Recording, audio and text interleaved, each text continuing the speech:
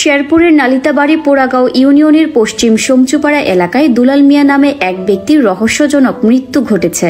বুধবার সকালে দুলাল মিয়া তার ভাই হেলিম ও দুই বোন হামিদ গাছ নিয়ে ঝগড়া বাঁধে। এ সময় ভাই দুলালের সঙ্গে বোনদের ধাক্কাধাক্কি হয়। পরে দুলাল হঠাৎ করে অজ্ঞান হয়ে পড়ে যায়। এ সময় নালিতাবাড়ি উপজেলা স্বাস্থ্য কমপ্লেক্সে নিয়ে গেলে কর্মরত চিকিৎসক দুলালকে মৃত ঘোষণা করে। পুলিশ ও এলাকাবাসীর তথ্যন্তে আজ বুধবার সকালে দুলাল মিয়া, তার ভাই হেলিম ও দুই বোন হামিদা খাতুন, তাকলিমা খাতুনদের মধ্যে বাড়িবিটা গাছ নিয়ে ঝগড়া বাঁধে। এ সময় ভাই দুলালের সঙ্গে বোনদের ধাক্কাধাক্কি হয়। পরে দুলাল হঠাৎ অজ্ঞান হয়ে পড়ে যায়। এ সময় নালিতাবাড়ি উপজেলা স্বাস্থ্য কমপ্লেক্সে নিয়ে গেলে কর্তব্যরত চিকিৎসক দুলালকে মৃত ঘোষণা করেন। দুলালের লাশ বাড়িতে নিয়ে আসলে ঘটনাস্থলে উপস্থিত হয় নালিতাবাড়ি থানার অফিসার ইনচার্জ সোহেল রানা ও পুলিশ সদস্যরা। দীর্ঘ সময় দুলালের লাশ উঠানে থাকলেও ময়নাতদন্তের জন্য পুলিশকে লাশ উদ্ধার করতে মানা করেন দুলালের পুত্র ও কন্যারা।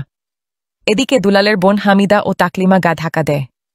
পুলিশের সন্দেহ ঘনীভূত হওয়ায় লাশ উদ্ধারে পুলিশ আরও তৎপর হয়।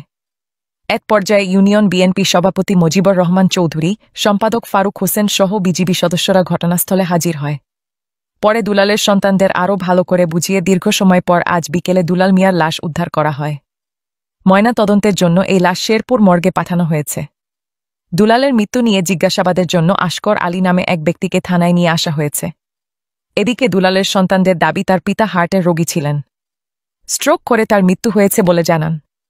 নালিতাবাড়ি থানা অফিসার ইনচার্জ সোহেল রানা বলেন, সীমানা ও গাছ নিয়ে আজ ভাই বোনের মধ্যে ধাক্কাধাক্কির ঘটনা ঘটেছে। দুলাল মিয়ার মৃত্যুর সঠিক কারণ জানা যায়নি, তবে ময়নাতদন্তের পর জানা যাবে কিভাবে তার মৃত্যু ঘটেছে। এ ঘটনার তদন্তকাজ অব্যাহত রয়েছে।